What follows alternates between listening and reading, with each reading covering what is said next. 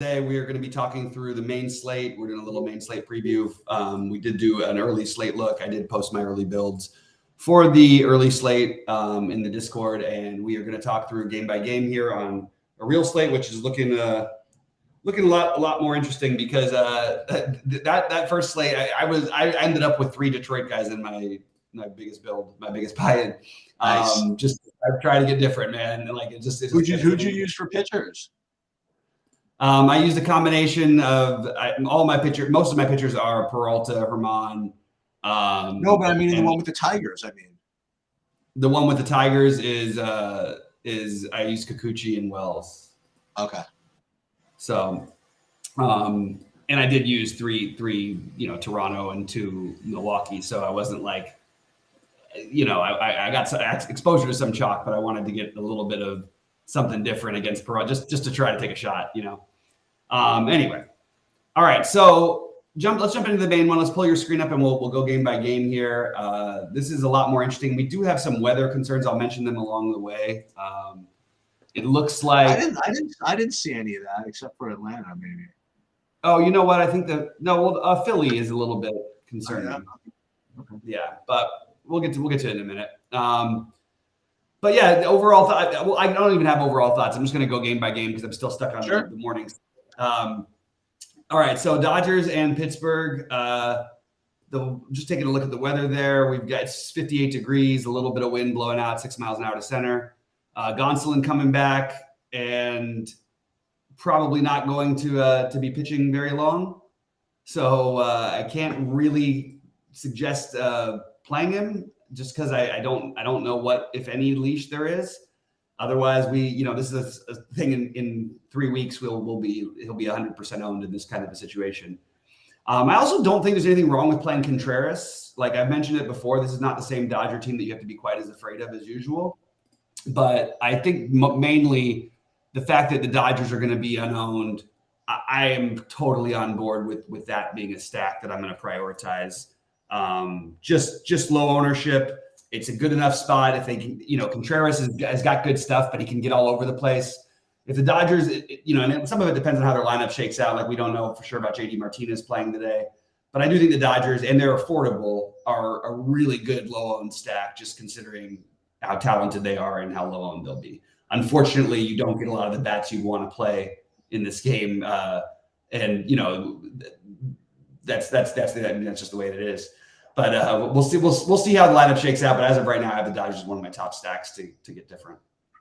I have, as far as my overall look at the slate, I mean, there's one stack that stands out as kind of like chalk, which I'm probably going to fade, and then I have like 5 other stacks that I'm going to be kind of looking for, and I have the Dodgers as just barely in the second group, just outside of my top 3, so I consider them completely in play, and I have Contreras as similarly just outside my top group, but sufficiently in play. So I like both sides of this, pretty much exactly what you just said. Contreras I think is in play, and on the other side I think the Dodgers are in play as well. Yep, I think that's where I'm at as well. And the cool thing is both those plays have upside, and they are going to be low owned. So yep. Right off the bat. All right. Well, here's a spot I'm definitely going to attack. I am never going to be afraid of teams that don't, like the Rays are a really good baseball team. Hunter Brown is an incredibly talented pitcher. I'm going to bet I'm going to bet on him today. I'm going to take him in all these spots every time I get a chance at low ownership. I love him, and I will definitely not be playing any Tampa Bay.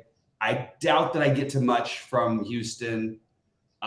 With sort of a bullpen game and Fleming. I don't think Houston, there's anything wrong with playing Houston, by the way. I just don't personally love them. But I'm very into the Hunter Brown play, and that's my priority to get different today.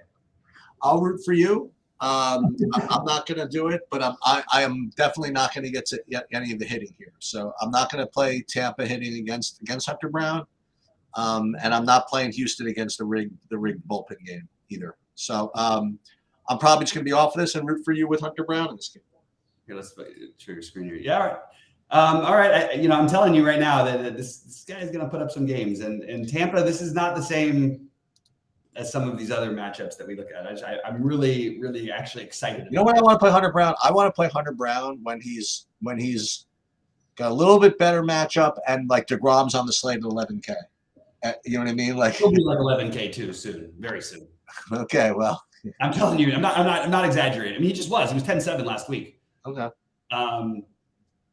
And okay, so getting over to the next one, this is a really tough situation.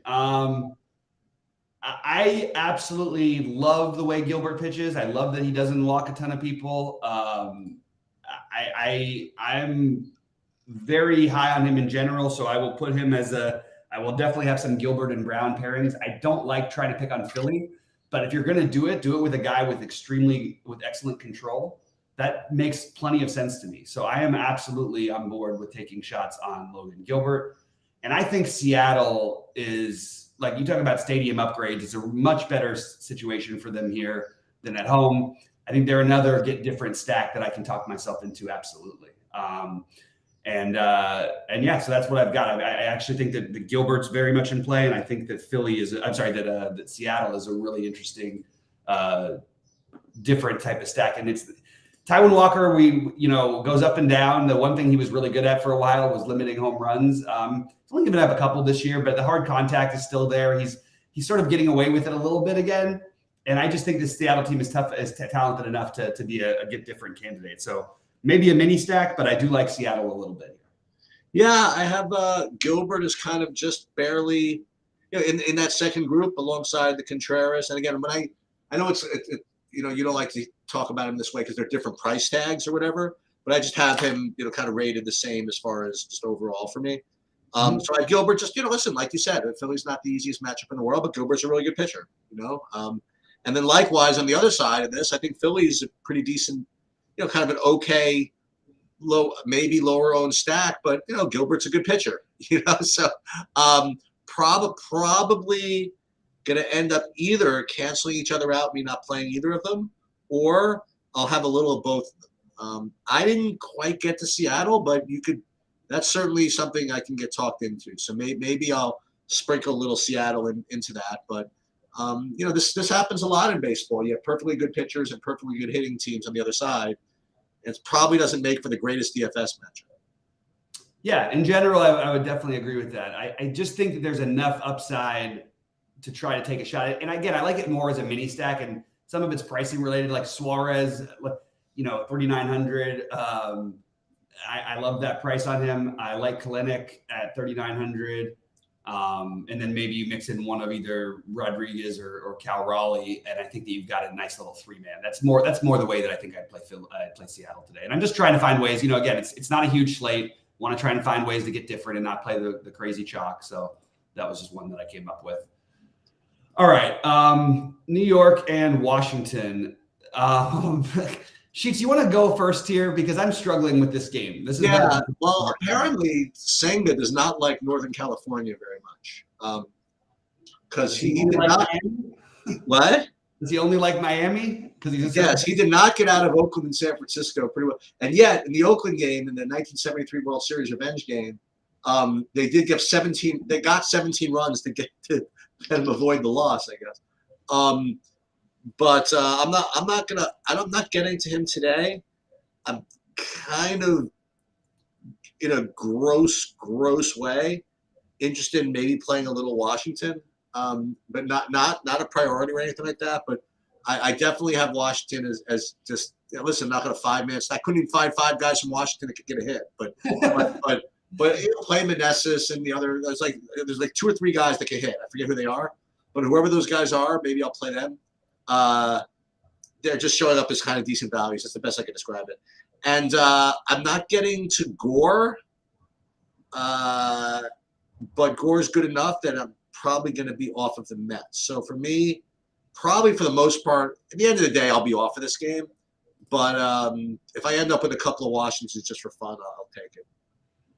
Yeah, really tough matchup for Gore. I like him. This guy is not exactly getting the easiest breaks in terms of who he has to pitch against, and he's still been very solid. I mean, what is he? He's at Atlanta, at Colorado, at the Angels, which is tough on lefties. and then Baltimore. These are no picnic, and he's actually really, he's held up very well and very, considering the tough matchups. But he's got another one today, so this is a really tough matchup for a lefty. I am going to probably be on the side with the Mets here. Okay.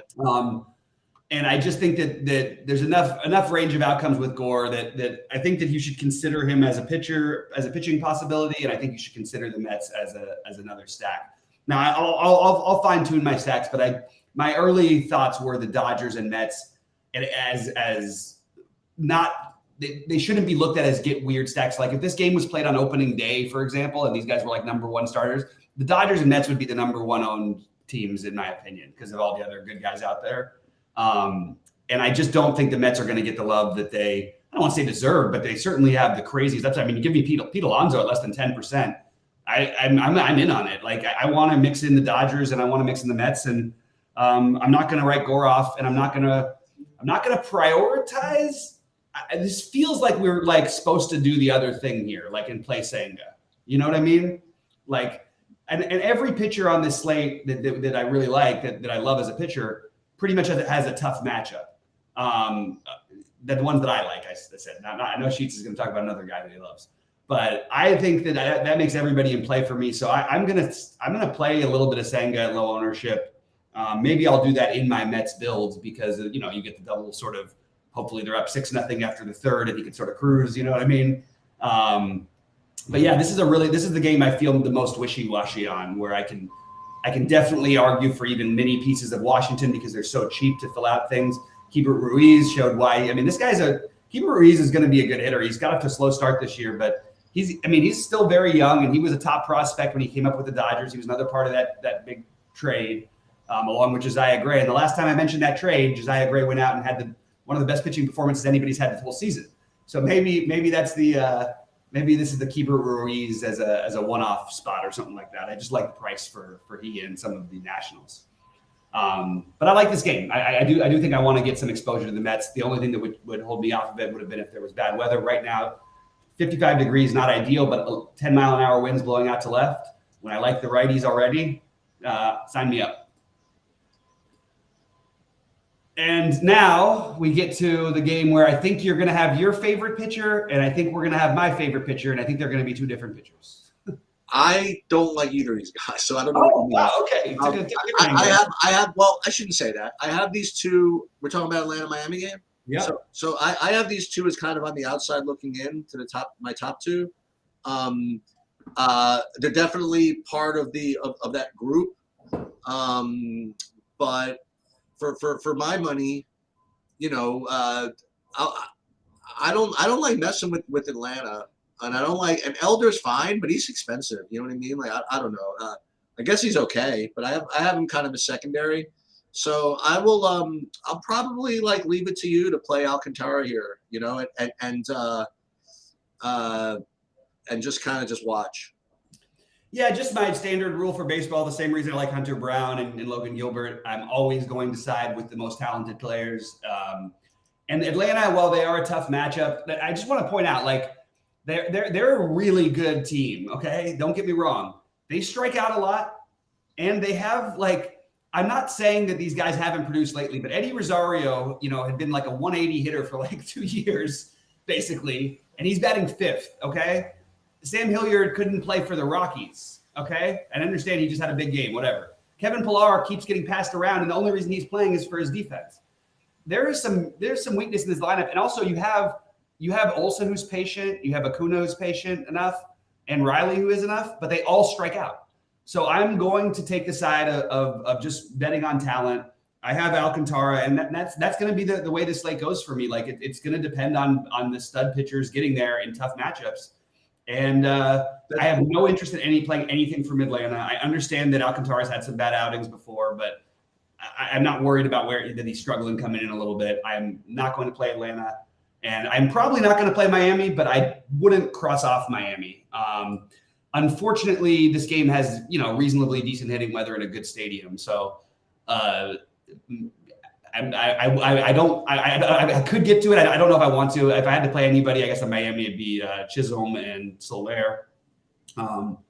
but I'm probably just off of the hitting in this game, and I don't think I'm going to play Elder, but I might end up mixing him into one or two. But he's on the he's on the non-priority list for me. Well, you want to keep an eye on the weather there because I hear that there might be thunderstorms out there, but we'll just keep a look at that. Oh, interesting. I didn't actually notice that one. So we'll just keep there's always thunderstorms in Atlanta. Yeah, I have Elder and Sandy both on the second tier, but again, we'll look at ownership. We'll see how that goes. You want to move on to San Diego against Cy Young winner Drew Smiley? You want to? So yeah, go ahead. Go ahead, Cheats. You start with it. Oh, so for me, it's easy. I mean, like, there's no way you'll play him. I know you. No, I'm like just stacking San Diego. Like that's good luck. That's what I'm doing. Unless you tell me it's 20 miles an hour blowing in or something. It's blowing in only 6 miles an hour, but yeah, that's exactly what I want. Because if it was blowing out, San Diego would be huge chalk. Yeah. And if it was blowing in at 20, I would get frustrated. You know what I mean? So blowing out at 5, I'll live with. Smiley coming off the ceiling performance, and I'll try it. So for me, I have San Diego alongside of this another team. We'll recap whatever as like pretty good leverage, pretty good whatever. So I'll take I like San Diego as one of my favorite just overall stacks on the board, and I'm not getting any of this pitch. You have an extremely low total, terrible hitting weather, even though it's not as windy. Michael Wacha has been just completely roughed up two starts in a row after looking like the best pitcher in baseball against the aforementioned Atlanta Braves, who he put up 36 against somehow. It's a good enough matchup where I'm always going to consider a pitcher against the Cubs. These guys are both on the outside looking in for me as pitchers go, but they're on my list. I mean, I'm considering them. And I'll tell you one thing, you won't have any ownership. And my plan initially was to stack the hell out of San Diego if it was just like a little bit warmer or even just no wind or side wind or something. But blowing in even a little bit in Wrigley, I just feel like it's hard for me to want to fully stack it. But because they're going to be so low owned, I do think getting some pieces of San Diego does make a lot of sense. Tatis, Machado being the main ones, Nelson Cruz, Juan Soto, all these guys, get maybe a 2 or 3 man of some mix of that group will make some sense. And I'm not playing the Cubs, and I just don't know I don't think I'm going to end up with Wacha. I'm struggling. This is another one of those games where I really wanted to attack it, but the hitting weather isn't there. And like you said, maybe you get low ownership because of it. Maybe that's a good thing. But I don't know. I think I'm probably going to be mostly off of that game in all formats. Just trying to figure out maybe San Diego as a mini stack is my only thing that I would probably be really high on. So, like, you brought up a point as we go into this next game about when you were talking about Alcantara and the other ones about, like, well, I'm just going to just bet on kind of the studs just putting up good games or something. I mean, for me, I'm kind of looking at the slate a little bit differently. Like, I don't really see the big upside for the studs today. I mean, I see that it's possible, but I mean, they're all have tough matchups. I just assume take Sandoval at home against Oakland at 6,500, and he's going to be obviously, I think, like immense chalk. But I'm willing to do that.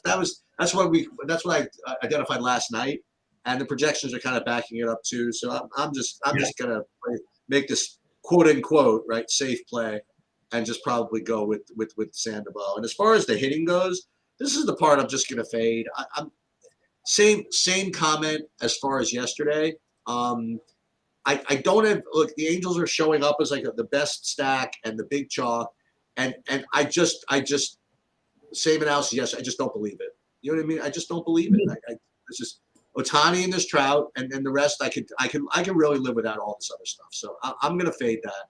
And we'll just see how it turns out.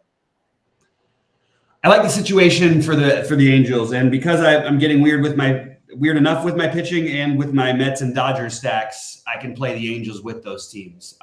So I actually will have some. Yes, you can. And I also have no problem. Like, I actually really like Taylor Ward. I still am waiting for Rendon to become what he used to be, but maybe I'll be waiting a while for that one. I don't know what's wrong with him, but anyway, Renfroe, if you wanted to play like a Renfroe, I guess Rendon or Rengifo, Drury, and Ward or something like a 3-man or a 4-man. You're not going to have as much chalk, and most people who stack this game are going to play at least one of Trout or Ohtani. So if you didn't even want to do a full stack without them, I think that's actually viable. I do think there's a huge blow up possibility for them against the A's here. That we know how bad the A's bullpen is. Medina probably won't last very long. So it really is a bullpen game, but we don't have like a ton to choose from today. So hard for me to ignore the Angels. At the same time, I like Sandoval is going to be really popular. Yep. I mean, look, this slate is playing out really funny. What about taking the other side of that? Like, I mean, Oakland. Oh, yeah. I mean, that's what you do. Like if you play the two stud pitchers, yeah, go for it. Yeah, and you've got you're so cheap. You've got some power with Aguilar and Rooker and then Diaz and Ruiz are super cheap at the top, and Langoliers batting 5th. That just kind of I can talk myself into this Oakland stack pretty easily today. And so Oakland and the Angels, I actually think, and again, decent hitting conditions, 72 degrees, a little wind blowing out in LA. It's rare that we, early in the year, we have the Angels and like Dodgers sometimes as better hitters parks because the weather is usually warmer. And that's the case today. So I can definitely get into this whole game as a hitting thing. I will be probably below the field on Sandoval, but he still is my priority SP2 if I had to build one lineup. Well, if I wasn't going to do the double spend, I guess I don't know. I definitely would consider him. He's clearly, if you're playing cash, I think the guy you're using, which just makes me like the A's even more for tournaments. Yeah. So I also have a kind of an update for you. I mean, listen, boots on the ground. Actually, my boots are not on the ground, but I just read this. So from April 4th to April 9th, okay, in the Angels AAA farm system in Salt Lake City, a record was made where somebody for the first time ever hit a home run in 6 straight games in the Angels farm system from April 4th to April 9th. And that would be former future Hall of Famer, leader of the free world, Jo Adell in the minor leagues. Let's go, Jo Adell. Wait, can we get him back up here? Bring him up. I'll tell you what, he can definitely do what Rendon has done and hit no home runs in like 75 at bats. 6 straight days with a home run in Salt Lake City for Jo Adell. Let's go. It's wild. It's like I feel like he's like one of your pet guys here. Yeah, he is. That's the best he's gonna be is like kind of like in my pen. So last game, what's the weather like here in San Francisco? It's actually not bad for San Francisco. It's 62 degrees. That's like for them, and it's 65% humidity. Like there's some carry you could get in the ball out there. It's just pretty good for them actually. Well, because I'm kind of a chump. I'm gonna believe the narrative and I'm gonna take Mats against San Francisco. I'll believe that San Francisco can't hit lefties, and I will take a shot with Mats at 6K. This was my idea with these two pitchers. I think you're talking about the chalk, unfortunately. Maybe. Yeah. I think they're going to be significantly higher owned than everybody else, but maybe. I'm not 100% sure on that. Maybe. That was my original idea. I mean, it's just too cheap considering the match. I mean, whatever. Yeah. And yet, I also, really weird state of affairs like St. Louis, as like I would imagine a low-owned. I would hope. Yeah, I think so. A low-owned stack. Just to show you what I have. Like, so I have, as far as like my leverage stuff goes, I have San Diego, St. Louis, and Philly as the 3 teams. Philly scares me because Logan Gilbert I know is really good. St. Louis and San Diego don't. So I will end up probably taking a shot with the St. Louis thing, and then I can pretend that there's some relevant correlation between Mats and St. Louis.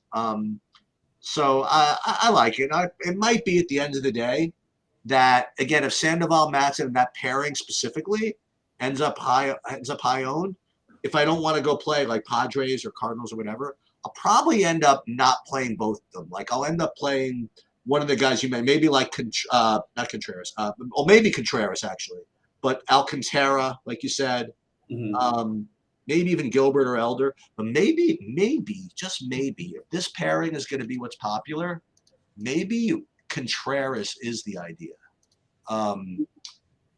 To pivot off of that with this or something like that. Yeah. So yeah, but I do think that Mats to me has no upside. But he's got like he's got a decent amount of win equity and 15 fantasy points. I think that's what I'm kind of hoping for. Yeah. Now, as I talk through this, like maybe I shouldn't even be doing this. You know what I mean? Like if that's my profile. Remember, it's like, well, listen, we have a boy, we haven't plugged this in a while. So our Better Take Sports app, like one of the sports fan, one of the future iterations of it is this idea that you could just give your kind of like drill down takes into the system. Like you'd say, boy, oh boy, I think LeBron's gonna have a good game, for example, and then I'll say, oh well, in that case, you should bet like Lakers first half money line or something like that.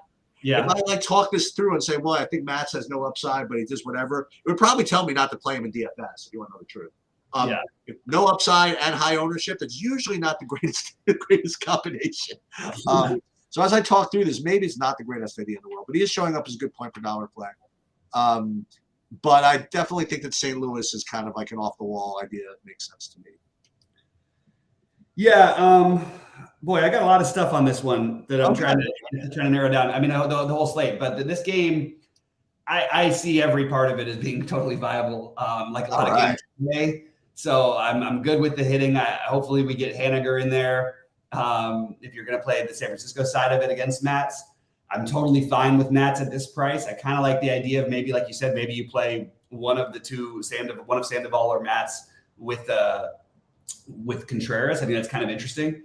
But I don't know, there's lots of ways to get different. I like my overall core today's, but I do have both of these stacks as in play, and just wanted to throw that out there. But the main ones for me are going to be, so the Angels are sort of like a baseline team that I'm going to try to use today. Like they're going to be my 3 and 4 man, paired with my Dodgers, paired with my Mets, paired with a little bit of Seattle. And then I've got San Francisco and Oakland. It's a little too many stacks for me to have on this small of a slate, so I'm going to have to narrow that down. The pitchers that I'm going with the most are Hunter Brown, Alcantara, and then we get into the Sandoval Contreras match of his cheap spend downs, and then along with Gore, then all the spend ups, the Brown, Gilbert, Senga, Alcantara are probably what I'm going to end up using for pitching. And I'm going to be high again on the Dodgers, Mets, Angels, Seattle, and Oakland to some extent. Pretty much a West Coast day for me with the Mets. Hey, you get away with the Hunter Brown thing. He's going to be – I don't think anybody's going to play him. So you're going to be in and like you said, he does have – like you said, he's got a lot of talent. He's got a lot of pop. And as you've also mentioned over the last, pretty much this whole season, Tampa's like really, really awesome. Like they're a tremendous baseball team. They just they're just win, baby. They just know how to pull out wins, but yet still, you know what I mean? Like they're not the greatest hitting team in the world. You know what I mean? Right. And they could strike out, and you get a guy with a lot of talent that no one's going to play. There's going to be this perception that, well, why do I want to take a team, against a team that's going to be like a 3-1 underdog or whatever they're going to be, So I'm kind of down with it actually. You look through the top. Down with the Browns. I like it. You look through the top 3 in Tampa's lineup, and you get past it. I mean, even as Brandon Lowe, who I love in general, he has power and everything. This guy strikes out a ton. Dude, Arozarena can strike out just as much as everybody. Arozarena strikes out a ton. Like only Yandy doesn't really strike out that much. Then Harold Ramirez, Josh Lowe, Jose Siri, Taylor Walls, Christian Bethencourt. Who are you afraid of in this lineup? Like, let's go. I'm into it. All right, we are going to be back. So there's not going to be a quick hoops take on this one. This is the MLB one, but we will do. I got time to do the golf and the NBA if you want to. Yeah, give me like 5 minutes to do a pit stop. Actually, let's make it like 1:30. Yeah, perfect. Okay, see you then. All right, good luck, everybody.